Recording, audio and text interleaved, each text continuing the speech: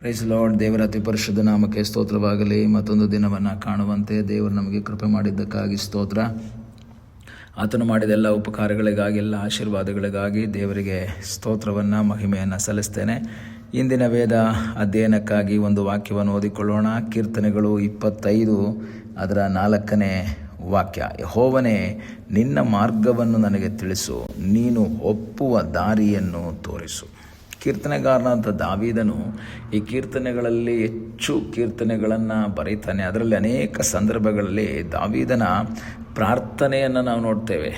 ಆ ರೀತಿ ಪ್ರಾರ್ಥನೆ ಮಾಡುವುದಕ್ಕೆ ಕಾರಣ ಏನು ಅಂತ ಹೇಳಿದ್ರೆ, ಇಕ್ಕಟ್ಟುಗಳು ಹೆಚ್ಚಾಯಿತು, ಸಮಸ್ಯೆಗಳು ಹೆಚ್ಚಾಯಿತು, ವೇದನೆಯಲ್ಲಿ ಅವನು ಹಾದು ಹೋಗ್ತಾ ಇದ್ದಾನೆ. ಅಂಥ ಸಂದರ್ಭಗಳಲ್ಲಿ ಅವನು ದೇವರ ಸನ್ನಿಧಾನದಲ್ಲಿ ಪ್ರಾರ್ಥನೆ ಮಾಡುವಂತಹ ಪ್ರಾರ್ಥನೆಯನ್ನು ನಾವು ನೋಡ್ತೇವೆ. ಅನೇಕ ಸಂದರ್ಭಗಳಲ್ಲಿ ದೇವರ ಮುಖವನ್ನು ನೋಡುತ್ತಾ ಪ್ರಾರ್ಥನೆ ಮಾಡುವಂತಹ ಭಕ್ತನ ಜೀವಿತದಲ್ಲಿ ದೇವರ ಆಶೀರ್ವಾದ, ದೇವರ ಬಿಡುಗಡೆ, ದೇವರ ಅದ್ಭುತ ಇವೆಲ್ಲವನ್ನು ಅವನು ಕಾಣುವುದಕ್ಕೆ ಸಾಧ್ಯವಾಯಿತು. ಈಗಾಗಲೇ ಸಮಯದಲ್ಲಿ ವಾಕ್ಯ ಕೇಳುವಂಥ ದೇವರ ಮಕ್ಕಳೇ, ನಮ್ಮ ಜೀವಿತದಲ್ಲಿ ಸಮಸ್ಯೆಗಳು ಬರುವಾಗ, ಇಕ್ಕಟ್ಟುಗಳು, ವೇದನೆಗಳು, ದುಃಖಗಳು, ಸಮಸ್ಯೆಗಳು, ರೋಗಗಳು ಬರುವಾಗ ನಮಗಿರುವಂಥ ಒಂದೇ ಒಂದು ಆಶ್ರಯ ಆತನ ಸನ್ನಿಧಾನದಲ್ಲಿ ಪ್ರಾರ್ಥನೆ ಮಾಡುವಂಥದ್ದು, ಆತನ ಮುಖವನ್ನು ನೋಡುವಂಥದ್ದು, ಆತನು ನಮಗಾಗಿ ಮಾಡಿದಂಥ ಅದ್ಭುತಗಳನ್ನು ನೆನೆಸಿಕೊಳ್ಳುವಂಥದ್ದು. ಈಗಲೇ ಸಮಯದಲ್ಲಿ ಕರ್ತನ ಸನ್ನಿಧಾನದಲ್ಲಿ ನಮ್ಮನ್ನೇ ಸಮರ್ಪಿಸಿಕೊಂಡು ನಾವು ಹೇಳಬೇಕು, ದೇವರೇ, ನೀನು ನನ್ನ ಜೀವಿತದಲ್ಲಿ ಮಾಡಿದಂತಹ ಎಲ್ಲ ಉಪಕಾರಗಳಿಗಾಗಿ ಸ್ತೋತ್ರ. ದಾವೀದನು ದೇವರ ಸನ್ನಿಧಾನದಲ್ಲಿ ಪ್ರಾರ್ಥನೆ ಮಾಡ್ತಾನೆ. ಏನಂತ ಪ್ರಾರ್ಥನೆ ಮಾಡ್ತಾನೆ? ಯೆಹೋವನೇ, ನಿನ್ನ ಮಾರ್ಗವನ್ನು ನನಗೆ ತಿಳಿಸು. ದಾವೀದನ ಜೀವಿತದಲ್ಲಿ ಅವನು ಎಲ್ಲ ಕಾರ್ಯಗಳನ್ನು ಮಾಡುವುದಕ್ಕಿಂತ ಮುಂಚೆ ದೇವರ ಬಳಿಯಲ್ಲಿ ಕೇಳ್ತಾ ಇದ್ದ, ದೇವರೇ, ನಿನ್ನ ಚಿತ್ತ ಏನು, ನಾನೇನು ಮಾಡಬೇಕು, ನಿನ್ನ ಮಾರ್ಗ ಯಾವುದು, ನಿನ್ನ ಇಷ್ಟ ಯಾವುದು, ನಿನ್ನ ಆಲೋಚನೆ ಯಾವುದು. ಇದು ದಾವೀದನ ಒಂದು ರುಟೀನ್ ಪ್ರೇಯರ್ ಆಗಿತ್ತು.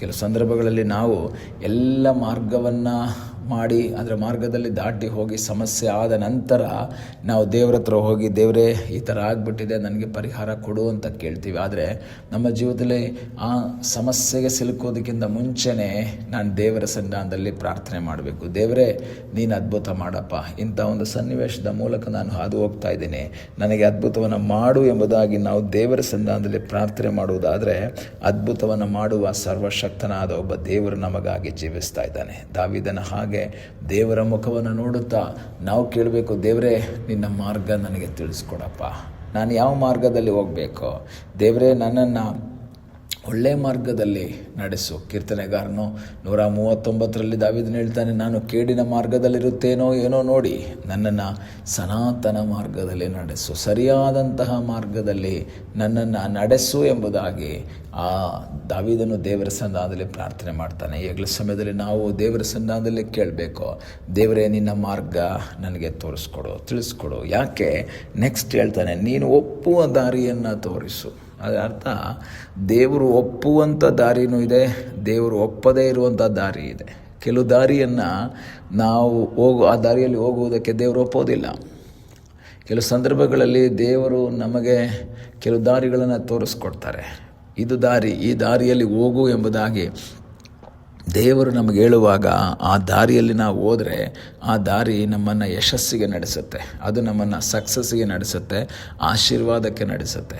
ದಾವೀದನು ನಿರಂತರವಾಗಿ ದೇವರ ಸನ್ನಿಧಾನದಲ್ಲಿ ಪ್ರಾರ್ಥನೆ ಮಾಡ್ತಾನೆ, ದೇವರೇ, ನೀನು ಒಪ್ಪುವ ದಾರಿಯನ್ನು ನನಗೆ ತೋರಿಸ್ಕೊಡಪ್ಪ, ನೀನು ಇಷ್ಟಪಡುವಂಥ ದಾರಿಯನ್ನು ನನಗೆ ತೋರಿಸ್ಕೊಡು. ಈ ಬೆಳಗ್ಗೆ ಕರ್ತನ ಸನ್ನಿಧಾನದಲ್ಲಿರುವಂಥ ದೇವರ ಮಗುವೆ, ನಿಮ್ಮ ಜೀವಿತದಲ್ಲಿ ದೇವರ ಬಳಿಯಲ್ಲಿ ನಾನು ಪ್ರತಿಯೊಂದು ಮಾರ್ಗದ ಮುಂದೆ ನಿಲ್ಲುವಾಗಲೂ, ಸ್ವಾಮಿ, ಇದರಲ್ಲಿ ನೀನು ಒಪ್ಪುವ ದಾರಿ ಯಾವುದು? ಏಕೆಂದರೆ ನಮ್ಮ ಲೈಫಲ್ಲಿ ಒಂದೇ ದಾರಿಯಲ್ಲ ಇರೋದು. ಕೆಲವು ಸಂದರ್ಭಗಳಲ್ಲಿ ನಾವು ಪ್ರಯಾಣ ಮಾಡುವಾಗ ಒಂದೇ ದಾರಿ ಇದ್ದರೆ ನಮಗೆ ಕನ್ಫ್ಯೂಷನ್ ಇಲ್ಲ, ಯಾರ ಅಭಿಪ್ರಾಯನೂ ಬೇಡ, ಆ ಸ್ಟ್ರೈಟ್ ರೋಡಲ್ಲಿ ನಾವು ಹೋದರೆ ಸಾಕು. ಆದರೆ ಹಾಗೆ ಮುಂದೆ ಹೋಗ್ತಾ ಇರುವಾಗ ಅಲ್ಲಿ ಎಡಕ್ಕಾಗಲಿ ಬಲಕ್ಕಾಗಲಿ ಬೇರೆ ರಸ್ತೆಗಳು ಬರುವಾಗ ನಾವು ಕನ್ಫ್ಯೂಷನ್ ಆಗ್ತೀವಿ. ಇದರಲ್ಲಿ ಯಾವುದು ಸರಿ? ಸೈನ್ ಬೋರ್ಡಲ್ಲಿ ಇಲ್ಲ ಅಂತ ಹೇಳಿದ್ರೆ ನಮಗೆ ಹೋಗಬೇಕಾದಂತಹ ಅಥವಾ ತಲುಪಬೇಕಾದಂತಹ ಆ ಗುರಿಗೆ ನಮಗೆ ಸೈನ್ ಬೋರ್ಡ್ ತೋರಿಸಿಲ್ಲ ಅಂದರೆ ನಮ್ಗೆ ಹೋಗೋಕ್ಕಾಗಲ್ಲ. ಅಲ್ಲಿ ಹೋಗಿದ ತಕ್ಷಣ ನಾವು ಕನ್ಫ್ಯೂಸ್ ಆಗ್ತೀವಿ, ಇಲ್ಲಿ ಲೆಫ್ಟ್ ಹೋಗಬೇಕಾ, ರೈಟ್ ಹೋಗಬೇಕಾ. ಆಗ ನಾವೇನು ಮಾಡ್ತೀವಿ, ಯಾರಾದರೂ ಗೊತ್ತಿರೋರ ಹತ್ರ ಕೇಳ್ತೀವಿ, ನಾವು ಹೋಗಬೇಕಾದಂಥ ಜಾಗದ ಹೆಸರನ್ನು ಹೇಳಿ, ಈ ಸ್ಥಳಕ್ಕೆ ಹೋಗೋದಕ್ಕೆ ಲೆಫ್ಟಿಗೆ ಹೋಗಬೇಕಾ, ರೈಟ್ಗೆ ಹೋಗಬೇಕಾ, ಅಥವಾ ಸ್ಟ್ರೈಟ್ ಹೋಗಬೇಕಾ. ಕನ್ಫ್ಯೂಷನ್ ಇರುವಾಗ ಇನ್ನೊಬ್ಬರಿಗೆ ಕೇಳ್ತೀವಿ. ಇಲ್ಲಿ ದಾವೀದನು ಹೇಳ್ತಾನೆ, ಸ್ವಾಮಿ ನನ್ನ ಜೀವಿತದಲ್ಲಿ ಆ ಮಾರ್ಗ ಗೊತ್ತಿಲ್ಲದೆ ನಾನು ಕಷ್ಟಪಡ್ತಾ ಇದ್ದೀನಿ. ದೇವರೇ ಏನು ಮಾಡಬೇಕು ಅಂತ ಗೊತ್ತಿಲ್ಲ. ನನ್ನ ಮುಂದೆ ಮಾರ್ಗಗಳು ಬೇಕಾದಷ್ಟಿದ್ದಾವೆ, ದಾರಿಗಳು ಬೇಕಾದಷ್ಟಿದ್ದಾವೆ, ಆದರೆ ನೀನು ಒಪ್ಪ ದಾರಿ ಯಾವುದು ಅಂತ ನನಗೆ ಗೊತ್ತಿಲ್ಲ. ಈ ಬೆಳಗ್ಗೆ ಅನೇಕ ದಾರಿಗಳ ಮಧ್ಯೆ ನಿಂತುಕೊಂಡು ಏನು ಮಾಡಬೇಕು ಅಂತ ಗೊತ್ತಿಲ್ಲದೆ ಬಳಲ್ತಾ ಇರುವಂಥ ಪ್ರಿಯ ದೇವರ ಮಗುವೆ, ಯಾವುದನ್ನು ಆರಿಸ್ಕೋಬೇಕು, ಯಾವುದನ್ನು ಮಾಡಬೇಕು ಅಂತ ಕನ್ಫ್ಯೂಷನಲ್ಲಿರುವಂಥ ದೇವರ ಮಗುವೆ, ನೀನು ದೇವರಲ್ಲಿ ಆಶ್ರಯಿಸಿ ದೇವರ ಮುಖವನ್ನು ನೋಡಿ ನೀನು ಪ್ರಾರ್ಥಿಸುವುದಾದರೆ ನಿನಗಾಗಿ ದಾರಿ ತೋರಿಸುವಂಥ ಒಬ್ಬ ದೇವರಿದ್ದಾನೆ. ಆತನು ಒಪ್ಪುವಂಥ ದಾರಿ ತೋರಿಸ್ತಾನೆ. ನೀನು ಇಷ್ಟಪಡದೇ ಇರುವಂತಹ ದಾರಿ ಆಗಿರ್ಬೋದು ಅದು, ಆದರೆ ದೇವರು ತೋರಿಸುವಂಥ ಮಾರ್ಗದಲ್ಲಿ ನೀನು ಹೋಗೋದಾದರೆ ಅದು ನಿನ್ನ ಜೀವಿತದ ಯಶಸ್ಸಿಗೆ ಕಾರಣ ಆಗುತ್ತೆ. ಈಗಲೇ ಸಮಯದಲ್ಲಿ ಕರ್ತನಿಗೆ ಹೇಳೋಣ, ಸ್ವಾಮಿ ನಿನ್ನ ಮಾರ್ಗವನ್ನು ತಿಳಿಸು, ಅದರಲ್ಲಿ ನೀನು ಒಪ್ಪುವ ದಾರಿ ಯಾವುದು ನನಗೆ ತೋರಿಸ್ಕೊಡು, ಆ ದಾರಿಯಲ್ಲಿ ನಾನು ಹೋಗ್ತೀನಿ. ಪ್ರಾರ್ಥಿಸೋಣ.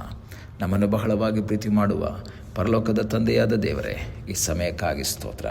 ಮತ್ತೊಂದು ಆವರ್ತಿ ನಿನ್ನ ಸನ್ನಿಧಾನದಲ್ಲಿ ನಮ್ಮನ್ನೇ ನಾವು ಸಮರ್ಪಿಸ್ತೇವೆ. ತಲೆಬಾಗಿರುವಂಥ ನಿನ್ನ ಮಕ್ಕಳನ್ನು ಆಶೀರ್ವಾದ ಮಾಡಪ್ಪ. ದೇವರೇ, ನಿನ್ನ ಮಕ್ಕಳ ಜೀವಿತದಲ್ಲಿ ಯಾವ ದಾರಿಯನ್ನು ಆರಿಸ್ಕೊಳ್ಬೇಕು ನೀನು ಅವ್ರಿಗೆ ತೋರಿಸ್ಕೊಡು. ನೀನು ಒಪ್ಪುವ ದಾರಿ ಯಾವುದು ನೀನು ಅವ್ರಿಗೆ ತೋರಿಸ್ಕೊಡಪ್ಪ. ಆ ದಾರಿಯಲ್ಲಿ ನಡೆಯುವುದಕ್ಕಾಗಿ ನೀನು ನಮಗೆ ಸಹಾಯ ಮಾಡುವುದಾಗಿ ಪ್ರಾರ್ಥಿಸ್ತೇವೆ. ಪ್ರಾರ್ಥನೆಯನ್ನು ಕೇಳಿದ್ದಕ್ಕಾಗಿ ಸ್ತೋತ್ರ. ಯೇಸುವಿನ ನಾಮದಲ್ಲಿ ತಂದೆಯೇ, ಆಮೇನ್. God bless you.